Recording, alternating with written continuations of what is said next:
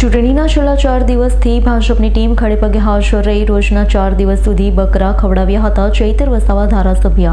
પેટા ચૂંટણીના પરિણામો પછી આપના ધારાસભ્ય ચૈતર વસાવાની આવી પ્રતિક્રિયા. ચૂંટણીના છેલ્લા 4 દિવસથી ભાજપની ટીમ ખડેપગે હાજર રહી રોજના 4 દિવસ સુધી બકરા ખવડાવ્યા હતા ચૈતર વસાવા ધારાસભ્ય. આપ અત્યાર સુધી આ વિસ્તારમાં બકરા મારવાની અને ખવડાવવાની આ પહેલા પ્રથા નહોતી, છતાં ઝાગ બેઠક ભાજપ હારી બહાદુર બેઠક થોડા જ મતમાં જીતી છે, એટલે આવનારા દિવસોમાં અમે એનું વિશ્લેષણ કરીશું.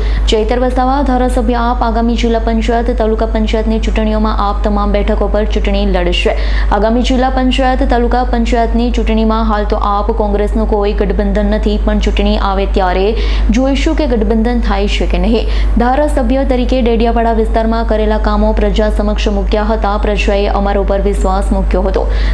આમ આદમી પાર્ટી પર ડેડિયાપાડાના લોકોએ ભરોસો કર્યો છે અને આમ આદમી પાર્ટીને જે રીતે લોકસભામાં અને વિધાનસભામાં પણ ખૂબ સારા મતો આ વિસ્તારમાંથી મળ્યા છે, એવી જ રીતે આજની તાલુકા પંચાયતની પેટા ચૂંટણીમાં પણ અમારા ઉમેદવાર સારી એવી લીડથી જીત્યા છે. ત્યારે ચોક્કસ લોકોની વચ્ચે રહીએ છીએ એનું આ પરિણામ છે અને આવનારા દિવસોમાં પણ જે તાલુકા પંચાયતો, જિલ્લા પંચાયતોની ચૂંટણી આવનાર છે એમાં પણ આવો જ સાથ અને સહકાર લોકોને અમને મળશે એવી અમને પૂરેપૂરી આશા અપેક્ષા છે.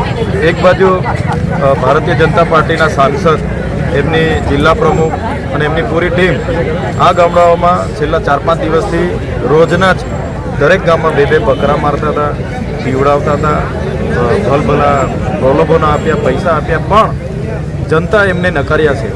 જનતાએ એમને અહીંથી નકારી દીધા છે અને ચોક્કસ અમારા પર જે ભરોસો મૂક્યો છે એનો અમે આવનારા દિવસોમાં વિશ્વાસ પર ખરા ઉતરીશું. દીપક જગતાપનો રિપોર્ટ, S9 ન્યૂઝ, રાજપીપળા. અમારી તમામ માહિતીથી અપડેટ રહેવા માટે જોડાયેલા રહો S9 ન્યૂઝ સાથે.